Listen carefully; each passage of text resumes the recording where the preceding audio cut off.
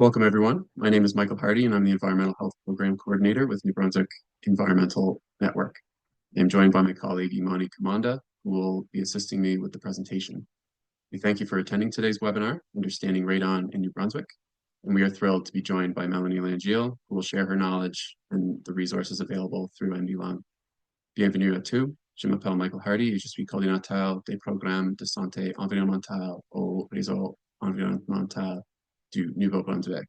Je suis joint par ma collègue Imani Kamanda, qui va m'aider avec la présentation. Nous vous remercions de nous joindre pour le webinaire d'aujourd'hui, Comprendre le radon au Nouveau-Brunswick. Nous sommes très heureux d'être joints par Melanie Langiel, qui va présentera sur le sujet et les ressources disponibles par Poumon NB. Andre Muse will be our interpreter today. Before we get started, I would like to explain how to use interpretation. If you would like to hear today's presentation in English, please click on the interpretation button at the bottom of your screen and select English. André Muse sera notre interprète aujourd'hui. Avant de commencer, je voudrais expliquer comment utiliser l'interprétation. Si tu veux écouter la présentation en français, cliquez sur le bouton d'interprétation en bas de votre écran, puis sélectionnez French. Please note that today's event will be recorded, and you may want to turn off your camera.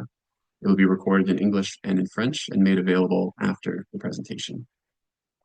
The New Brunswick Environmental Network operates on the homelands of Wabanaki peoples, lands that are unceded, unsurrendered, and we honor the peace and friendship treaties, and we uphold Indigenous rights, titles, and sovereignty. For more information on the commitment to reconciliation and land back, please, and for resources for learning and taking action, visit our website, which we'll provide a link to in the chat. For those unfamiliar with the New Brunswick Environmental Network, the NBEN was established in 1991 and is a communication network that links together over 100 nonprofit environmental organizations in the province.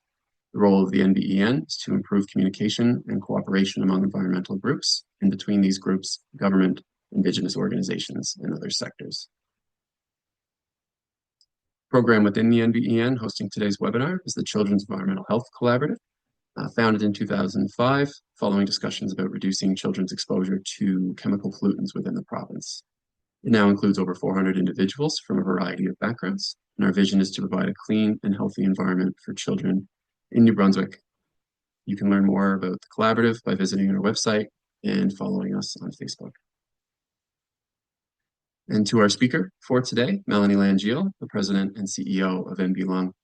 Melanie holds a Bachelor of Science in Biology from the University of New Brunswick and a Master of Environmental Science from the University of Toronto. She worked for 12 years in environmental consulting, reporting on a wide variety of environmental impact assessments, contaminated site assessments, and human health and ecological risk assessments. With a technical expertise in vapor intrusion, she led the development of standards for soil vapor intrusion investigations in Atlantic Canada under the Atlantic Partnership in Risk-Based Corrective Action Implementation Committee. Since joining NB Lung in 2019, Melanie has focused on public education and policy advocacy in environment and lung health. And with that, I'll hand it to you, Melanie. Thank you for being here. Thank you, Mike. Give me a minute here to put my screen on. I think you need to stop sharing. Yep.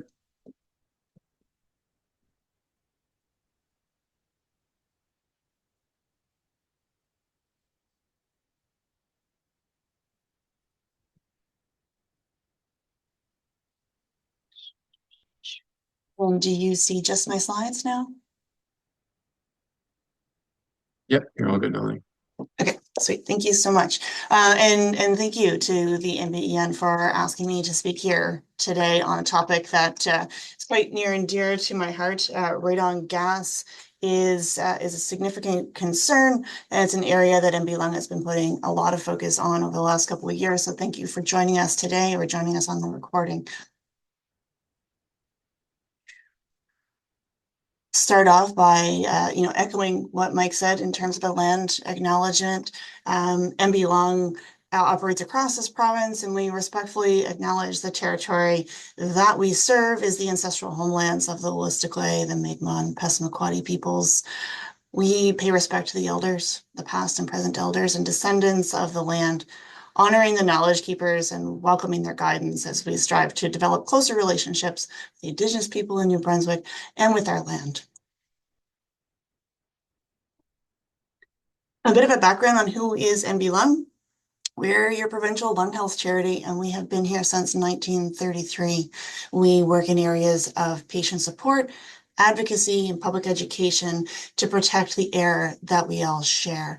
As we've been here for over 90 years, you may be more familiar with some of our various logos over time, so they are all there for you. Our most recent is this really cute pinwheel that we have started using just in the last few years. We are an independent entity. We're devoted entirely to local lung health priorities. Our focus is a broad range of threats on lung health, from smoking and vaping, communicable and hereditary lung diseases, including cancer, indoor and outdoor air quality and pollution, and climate change. That is a mouthful. We do work in a lot of different areas. And harkening back to our history starting in 1933, we were established in response to the tuberculosis pandemic. So there has been a wide variety of lung health threats over the years that we continue to pivot and adapt to in support of our vision of all people free of lung disease. This is my little intro slide here, which Mike alluded to. So I have been working in this space of environmental health for quite some time, particularly looking at the risk to human health from chemicals and substances that are in the air that we breathe. And that's what we're going to be talking about today, which is radon. Radon is a serious lung cancer risk. Radon is a naturally occurring radioactive gas. You can't see it, smell it, or taste it, but it is inside any building that is in touch with the ground. It's formed by the breakdown of uranium. It's found in all soil, water, and rock in some degree or another. And when it's in its gas form, it can escape from the ground into the outdoor air where it becomes diluted very quickly. It's not a problem. But inside buildings, and we're particularly focused on homes today, but this is equally as important with any building in contact with the ground, it can become trapped and it can accumulate to high levels. This is when it becomes a serious health risk. So once inside a building, radon continues to decay. Radioactive decay, radioactive means unstable. So there's actually little particles that are being kicked out in this radioactive decay process. Those particles are actually radioactive themselves, continue to give off radiation inside the lungs. Now, those alpha particles that are kicked out, that radioactive decay is not very strong, actually. A piece of paper would block that radiation. But inside your lungs, your lung tissue is exceptionally fragile. And as you breathe in that radioactive gas and the breakdown continues to happen, it can cause damage to the lung tissue itself. It can cause damage within the DNA. And continues to radiate long-term inside your lungs. And we'll get to that a little bit in the next slide. So this image shows a breakdown of alpha particles and how that can lead to cancer. So that's the ionizing radiation can cause various types of cell damage, including breaks in the double-stranded DNA, forming reactive oxygen species and causing hypomethylation of CpG sites. It's a lot of jargon, but at the end of the day, what happens here is leads to a change in how our DNA is replicated, and that change within the cell can lead to malignant transformation of cells into cancer. This is a really cool slide, and maybe it doesn't seem like much to you, but what it is inside, this is actually a slide of what the inside of a radon detector looks like. So when we talk about testing your home for radon gas, it's a little detector like this, and I'll talk a little bit more about it in coming up slides. But inside there is a plastic that has a film on it, and that film is dented by the radioactive decay. So those particles that are being kicked out are denting the plastic. And what the lab does is count those and figures out what the concentration is over time in your home. But what I want you to think about here with this slide is that radioactivity is denting plastic. Imagine what it's doing to the inside of your lungs. Radon is something that we've known about for a long time. It was actually discovered in Canada at McGill University in 1899. And then in the late 80s was when the World Health Organization classified radon as a group 1 carcinogen. So that means that there are well-established links to cancer. Now, Health Canada identifies New Brunswick as having one of the highest levels of radon in Canada. 1 in 4 New Brunswick homes have radon levels above 200 becquerels per cubic meter. That's the unit that we use there. And that is quite significant. So you may have seen, if you've been in this radon space at all, you may have seen this map that was published by Health Canada in the 2012 Cross-Canada Radon Study. And it calculated the percentage of homes in that study within each of these health zones that were above that 200 becquerels per cubic meter. Now, it's important to know that this is a little bit old at this point, and that study was relatively small. There were actually only 800 and some homes that were tested as part of this study. It's important to take away from this that radon exists in all parts of Canada and is in all homes in New Brunswick at some level or another. So let's dig into some more recent studies. This one was just published this past month. So 2024 Across Canada Radon Surveys. This is a study that's being done out of the University of Calgary. So that was released in late October of this year. And we contributed to this this research study, and we contributed over 3,000 data points for New Brunswick on long-term residential radon tests. The results of this study, now they sort of carved off Atlantic Canada as a region. They showed that as a region, Atlantic Canada has 1 in 3 homes that have levels of radon above 200 becquerels per cubic meter. Now, this study is really cool in that it's ongoing, so we hope to not have a 12-year gap between this study and the next one. They continue to update their databases as the data become available, and we continue to contribute to that. I think we just sent a couple hundred data points their way just this past week. This is a really interesting plot that's part of that study. Each dot in here represents one long-term radon test from a household in Canada. So what Health Canada has established as the action level for radon is 200 becquerels per cubic meter. So anything above that, they recommend that you strongly consider reducing your exposure. The World Health Organization has recommended that jurisdictions set their limits somewhere in the 100 to 300 range because there's evidence that shows that the excess relative risk of lung cancer for a typical adult increases by 16% for every 100 becquerels per cubic meter. So we can see that the red dots are all of the homes in Canada in that study that are above the action level set by Health Canada. We see the yellow ones, which are generally quite low, below 100 becquerels per cubic meter, probably not a concern. But this orange band is really interesting to me because that is the level where the World Health Organization starts to say that we should be considering reducing exposure. But our Health Canada standards at the current time are set at 200. Now, why does New Brunswick have such high radon?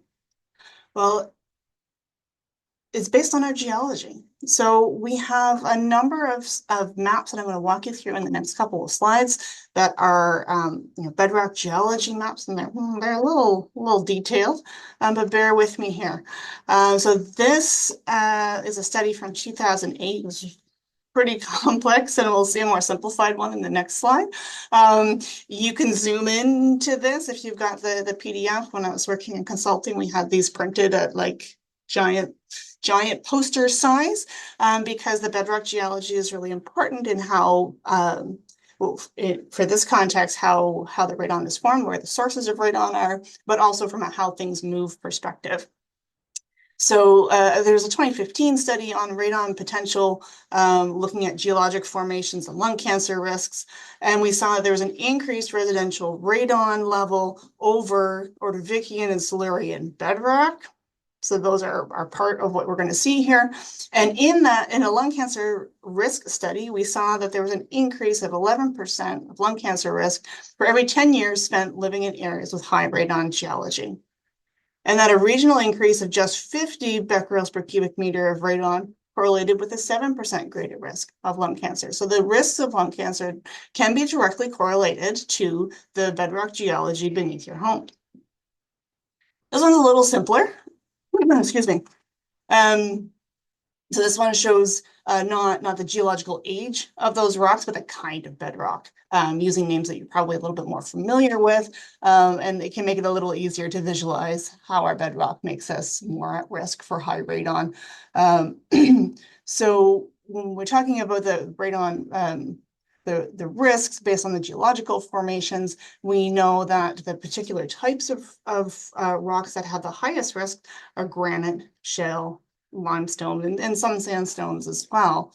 If I go to the next slide, that correlates to the pinks, the blues, and the dark beige-ish on this map here. So we know that these circled areas may be prone to higher risks of elevated radon, but note that the central area of the province, the kind of orangey part, it's still predominantly sandstone, and that sandstone is from a younger geological age, which might carry a little bit less risk, but sandstone is still a kind of bedrock known to be associated with high indoor levels of radon. So I've just talked about a lot of the variability within the geology itself, but the take-home message here is that radon is found in all homes. The question is, at what level? Excuse me. And how does radon get from the soil and the rock and the water beneath us into our house? Well, every building in contact with the ground is vulnerable to radon intrusion. Intrusion is the word that we use for vapors and gases moving through the subsurface and into a home. The movement of those gases and vapors is dependent on a lot of factors, on how you use the home, how tight the home is, how energy efficient it is, what sort of cracks are in that foundation, and how far away you are from the source. When I say cracks, even a brand new house has some degree of cracking around the perimeter of the foundation, and also all of the parts where we punch holes through our slabs for water pipes and that sort of thing. Sump pumps, depending on what part of the province you're in, that might be something that's important. All of those openings are a potential pathway for the radon to get in. Then the more tight the home is, the less drafty it is, more energy efficient, more tight, the radon can become trapped inside the building. Now let's look at cancer prevalence. Across Canada, we know that it's higher in the Atlantic provinces. This is from the Canadian Cancer Registry and the Canadian Cancer Society. And it's a 25-year study of cancer prevalence per 100,000 people by province. And you'll note that Atlantic Canada as a whole is in that dark blue, meaning the most prevalence of cancer across Canada. Radon causes lung cancer. It's the second leading cause of lung cancer in non-smokers. It's the number one cause in non-smokers. According to Health Canada, the lung cancer risk for a non-smoker with a lifetime exposure to high radon at 800 becquerels per cubic meter is 1 in 20. And if you smoke, it's even that much higher. Now, we're starting to learn that, although the links to lung cancer and radon are well understood, we're starting to learn that that's not the only effect. There's some new research that suggests that there are anti-inflammatory responses to long-term exposure to high radon that may lead to pulmonary fibrosis and ischemic stroke. These are areas of research that are currently underway, but it's certainly interesting as a lung health organization because we do recognize that pulmonary fibrosis is a significant issue in our province as well. Here's some numbers. The rate of lung cancer in our province is going up. These statistics come from a combined report and provincial cancer profile published by the New Brunswick Department of Health, Brunswick Cancer Council, based on data from 2014, 2018. So lung cancer is the leading cancer in New Brunswick. Almost half of the people diagnosed with lung cancer are not diagnosed until cancer is at stage 4. Now that's very advanced. Generally, lots of those folks, that's considered a terminal diagnosis. Because the 5-year survival rate with a stage 4 diagnosis, the survival rate is 3%.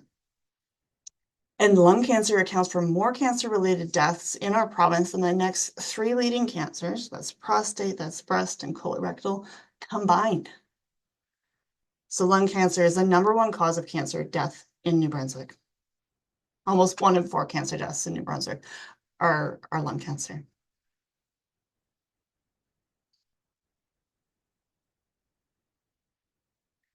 And then I'm going to put on my policy wonk hat and talk a little bit about the cost. This not only is lung cancer a horrible disease, it's very painful for the patients going through it and their families, but we know that the cost to treat lung cancer to our province is approximately $70,000 per patient per year of treatment.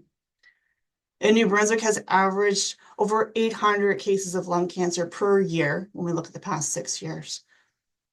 So that means more than $56 million per year across all lung cancers. We know from Statistics Canada that 16% of lung cancers are caused by radon. So that means, back of the envelope calculation, that's almost $9 million spent in our province on preventable lung cancer, which I would argue is completely wasted investment. Who is at risk from radon and radon-induced lung cancer? Really, we all are. The question is, how much radon is in the home and how long have you been exposed for? Those that are exposed to high levels of radon over a short period of time have a different risk level than those who are exposed to a relatively lower level over a longer period of time.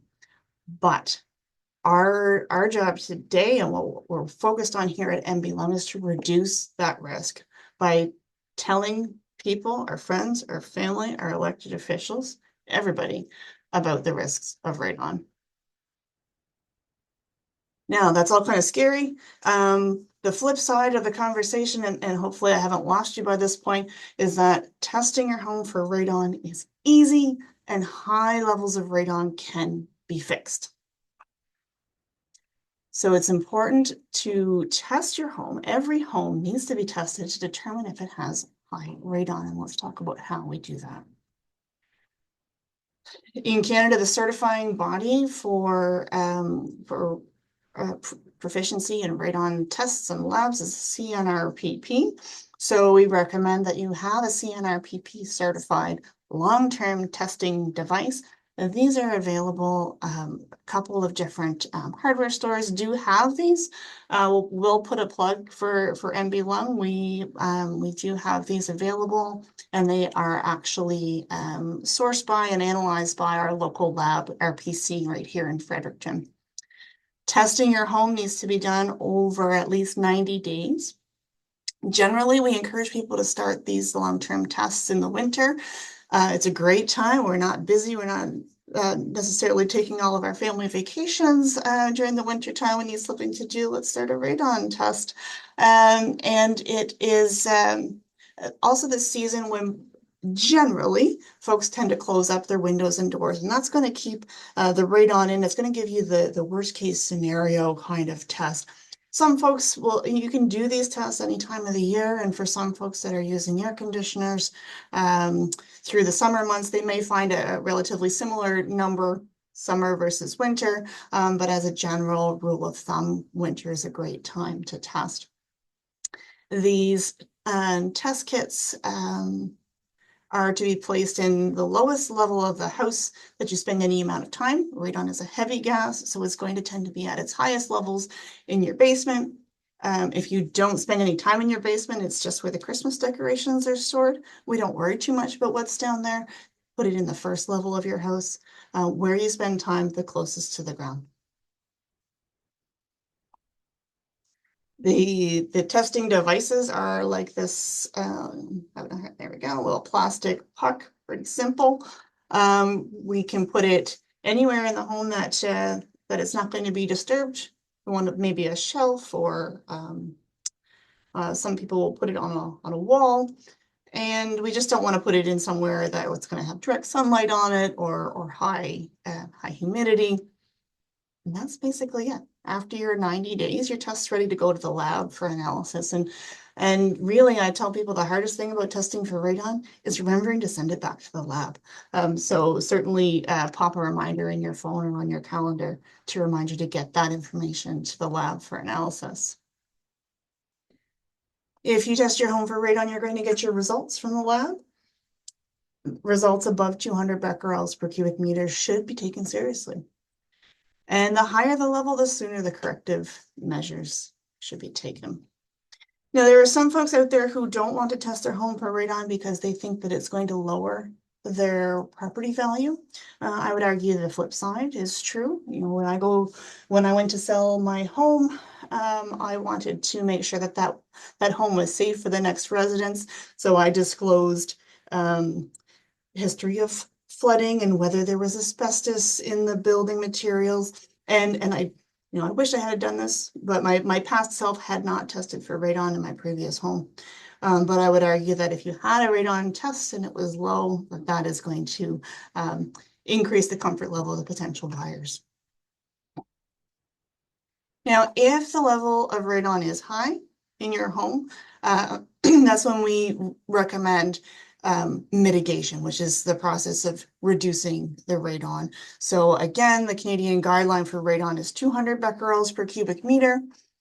And if your long-term tests exceed that level, then a CNRPP certified radon professional can come into your home and determine the best and most cost-effective way to reduce the radon level in your house. There's a lot of variability in what those systems look like.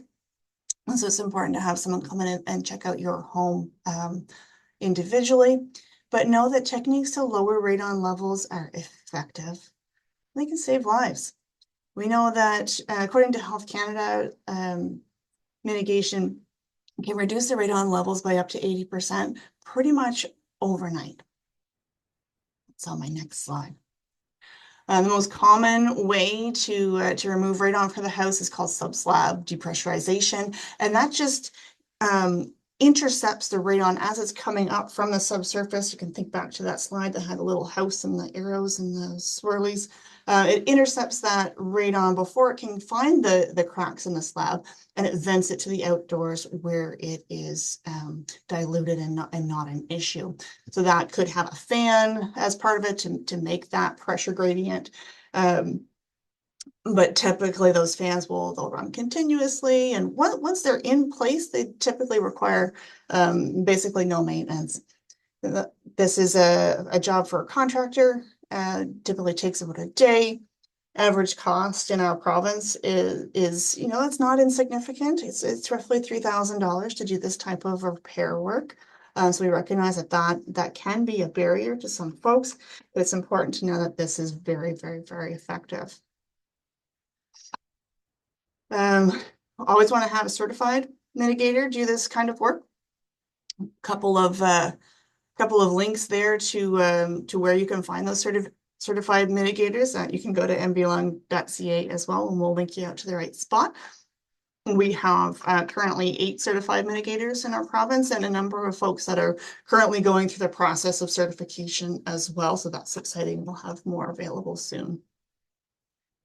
Now, let's talk a little bit about why MBLM is pushing so hard on radon lately. I'll tell you about Angela. About this time last year, we like I say, we sell these long-term radon test kits and have for many years. We started to get a number of orders from the village of Havelock, so disproportionately high numbers, and we said, what the heck is going on in Havelock? What we found out was that Angela, who was 58 years old, had been diagnosed with stage 4 lung cancer, which was a bit of a shock given that she was a health conscious person. She never smoked. She did all of the things that we know are protective against cancer. She's physically active, no family history of lung cancer, and she was a health promoter in her professional life as well as a physiotherapist. She had heard that radon causes lung cancer, and so when she got her diagnosis, she wondered, could this be radon? She had a mitigator come out to her house. There are short-term instruments on the market, and particularly the mitigators have those direct read instruments, kind of like a thermometer. And his instrument couldn't even read the level of radon in her home. It was 9,999. That was so high, so high. And so Angela was very alarmed and worried for the people of her community.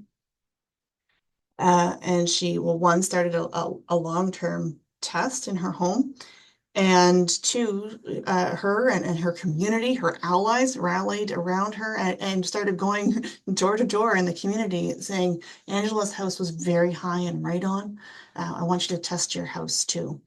Angela's long-term result was in the 5,000 to 6,000 becquerels per cubic meter range. What we were able to do with support from our partners was actually go into the community of Havelock, and we started our community testing drives. So Angela dreamed of seeing all New Brunswick homes tested and mitigated so that no one would have to go through what she had gone through. And we tested it, the majority of the homes in her community and a few other communities since, and we're keeping her legacy going. Regrettably, Angela passed away in April this past year, but her story and her legacy lives on at MB Lung, and we've established Angela's Allies as a community fund to raise awareness, to increase accessibility to radon testing, and to keep the story going. So part of what we've done with the fundraising that we've done through Angela's Allies Fund is to raise awareness through these community testing drives, setting aside a number of these radon test kit devices that for those that reach out to us and they really want to test their home, but that $60 cost is a barrier. We do have a number that we have donated to those folks. We've also bolstered a program that is partially funded by Health Canada, which is an awareness program that has these direct read instruments in lending kits available in libraries across our province. We've currently got them in 22 libraries, 2 MLA offices, a realtor's office, and 2 First Nation health centers, where folks can take these direct read instruments at no cost and do a shorter sort of snapshot analysis of the radon in their home over 2, 3, 4 weeks, whatever the lending period is, and get a determination of whether they should go forward with that longer term test.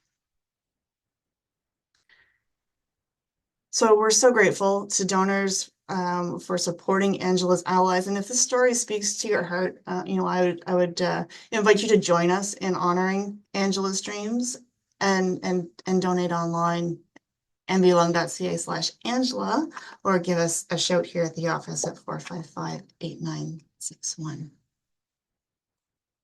With that, I do have the ability to take questions if there are questions from the folks that have joined us today, or I'm just going to flip over to this slide and leave it on our contact information.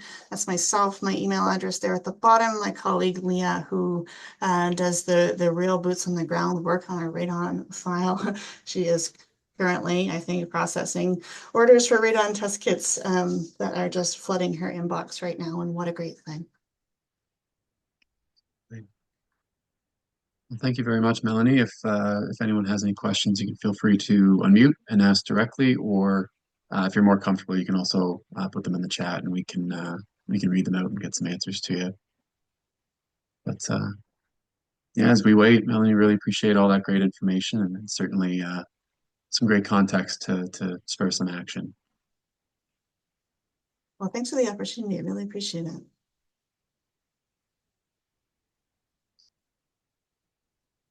Just seeing a comment from Sam. Angela's story is similar to Sue Rickard, who was very health conscious, but died as a result to radon. Thank you for sharing that, Sam. Yes, and we worked with Sue a few years ago, and I wish I had never heard the story of someone saying that they were diagnosed with stage 4 lung cancer, having no risk factors that they were aware of.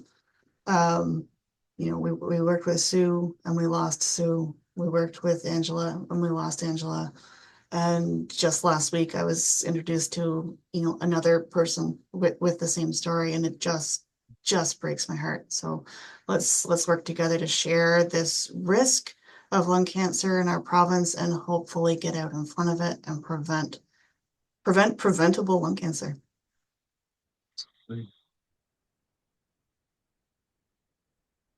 We'll give everybody else another couple seconds here, but if there's nothing else, do keep the conversation going. Melanie shared her contact and the team's contact there. Certainly reach out to us as well at the NBEN if there's any questions, then we can get the answers to you or certainly point you in the right direction. I'm not seeing any other questions though. So again, Melanie, thank you for the time today. Thank you for everyone for attending. Really great resources. So thanks everyone, and enjoy the rest of the day and your weekends. Thanks, folks.